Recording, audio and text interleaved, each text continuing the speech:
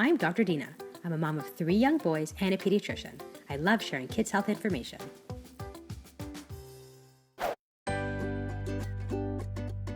It's a funny thing. Babies come out and enter our world, and parents expect them to have beautiful, pristine, gorgeous skin with no cuts or bruises or rashes at all.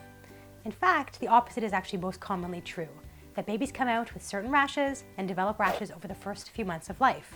The trick is, what is a rash that's dangerous and what's a normal rash? I'll take you through them right now. The first baby rash that we see all the time is neonatal acne.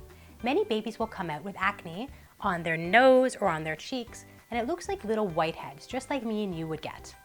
This is thought to be from maternal estrogen, or mom's hormones, that are passing through the placenta to the baby. And then over time, that estrogen will go away and the baby's acne will clear up. You could try putting some breast milk on it or cleaning it really gently with gentle cleansers or water, but most of the time this may actually exacerbate it, and either way it'll go away by itself after a month or 2. So really there's nothing you need to worry about. Many babies have very dry skin after being born, especially the babies that are born a little bit later after 40 weeks duration of pregnancy. The skin, especially around the hands and the feet and the ankles, can look really dry, as if you're being in the pool or swimming too long. Your skin gets really wrinkly and then wants to peel off. That's the same idea. Your baby's been floating around in a puddle of liquid for 9 months. That top layer of skin will come off and it won't leave any marks behind, just beautiful, fresh baby skin.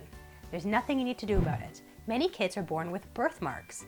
Most commonly, we see stork bites or salmon patches. Those are red discolorations on the back of the neck or on the eyes or on the nasal bridge, really anywhere on the body. And it looks the color salmon or red or pink with non-discrete borders, kind of blotchy.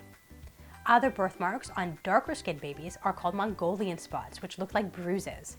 It looks blue or brown or darker skin, and technically, classically, is on the bum or the lower limbs, though it really could be anywhere, on the face even, or on the shoulders. Most of these birthmarks fade away by age 2 or 3, and nothing you do to the skin will change it at all. You probably had them as well. Erythema toxicum. This rash is present in almost all babies and looks like red blotchiness on the skin. It comes and goes in crops, and there's actually nothing that you need to do about it at all. It goes away by itself as fast as it came. Milia is another very common rash we see in newborns, usually on the nose or on the cheeks, and it's little white dots, thought to be little blocked up pores.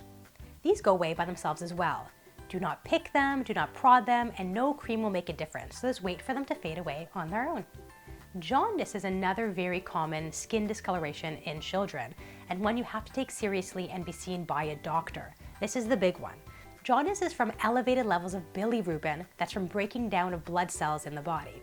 Jaundice is yellow discoloration of the skin, typically from the eyes but then going down towards the toes. And jaundice is a common skin discoloration that many babies have, but it should only get better over time and not worsen. Jaundice is usually from an element in breast milk if you're breastfeeding, or a little bit of dehydration in the baby until mom's milk comes in or until they're taking enough formula. The way you get rid of jaundice is by peeing out or pooing out the bilirubin. That's the broken up red blood cells that are causing the discoloration in the first place. As babies take more in by eating and drinking, they pee and poo more out, and therefore the jaundice should be going away. There is, of course, other reasons for jaundice. So if your baby's getting more jaundice over time, getting particularly sleepy, or not feeding well, you have to see your doctor to make sure you get a level done, a bilirubin level, to see how jaundiced they really are. Really very important.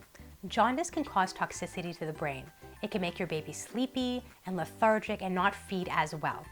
If they're not peeing and pooing out the bilirubin and decreasing the jaundice, they can have lots of difficulties later on with hearing and vision, and it can cause trouble with development.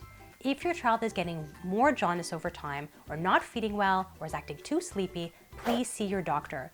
They may need a treatment called phototherapy, or even get different blood exchanged into their bloodstream to make sure that they're doing well. So too much jaundice, a sleepy baby, or a baby that's not feeding well, please see your doctor. Does your baby have a rash and you want to find out what it is? Check out drdina.ca. Have kids? Want to learn more about their health? Subscribe below.